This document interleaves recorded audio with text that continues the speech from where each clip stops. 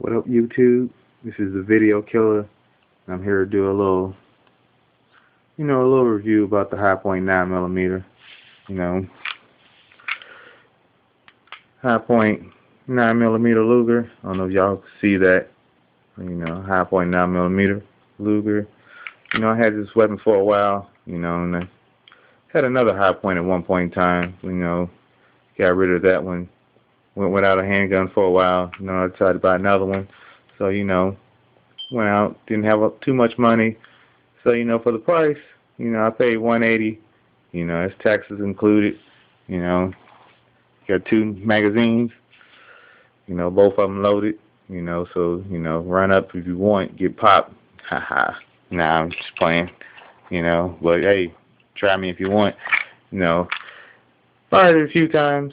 Not this one particular, but, I fired my other Hi-Point a few times, and, I have to say, it's a quality weapon. A lot of people on YouTube like to bash them.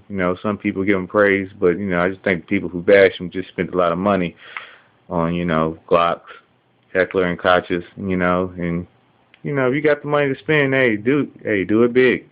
But if you don't, you're just looking for something, Hi-Point 9mm, nice little weapon. Holds 8.